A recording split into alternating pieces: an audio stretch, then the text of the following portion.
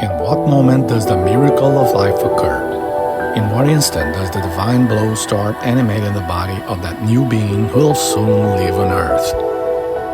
The answer to these questions have always worried humankind.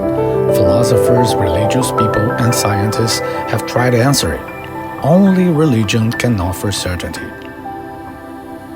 What's most interesting is that the certainties are very similar amongst different religions, which indicates that the various religious traditions around the world have a lot in common. For example, almost all religions preach that life starts at the moment of conception. In the moment that the sperm fertilizes the ovum, the most complex and touching process starts, the formation of a new human body. And the religious people assure that it is in the sublime moment that the spirit unites with the forming body.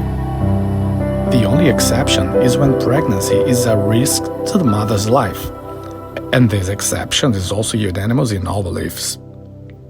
Well, if it is so, if all religions condemn abortion, why does humanity insist on it? What makes parents want to kill their little baby?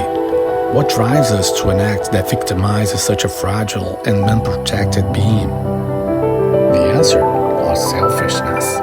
When we find ourselves in a situation that threatens our comfort, we usually protect ourselves through a defensive attitude. The problem is when our defensive attitudes violate somebody else's rights, and this definitely happens during abortion.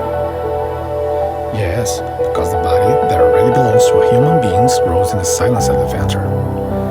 This body will be the home to an immortal spirit. It will shelter a son of God. How many times do we, who believe in God, think of that body and formation as a brother of ours, a special being placed in our lives by God's hands? And how do we receive this new life? What do we do with the divine gifts that comes to our hands? It is correct to suffocate it when it is still fragile and very small? No. Life calls for protection and support. In all countries and languages of the world, maternity is worshipped as divine. We cannot, in the name of maternity, corrupt our inherited ethical and moral values. The natural law is of progress, never of regression. Nowadays, the speech of many is that a woman must have the power to decide about her own body. The legalization of abortion is portrayed as human rights progress because it supposedly will protect poor women from illegal and risky abortions. These arguments are a misconception based on wrong principles. First, because the fetus itself is a being. It does not belong to the mother's body. And one must ask, whose human rights are we talking about? Human rights are supposed to protect ethical acts, but not to legalize the killing of children.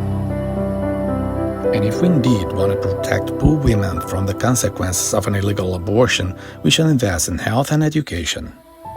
These are the real antidotes. Well-informed women will use birth control methods. They will have access to information. They won't have to kill to avoid a gestation. On the other hand, where's the so-called love that we so much wish to feel? The exercise of love recommends us to take care of the weak. What kind of love is this that bends us to bloom in life? Love shelters, blesses, and strengthens. The maximum expression of brotherhood. Love surely does not kill.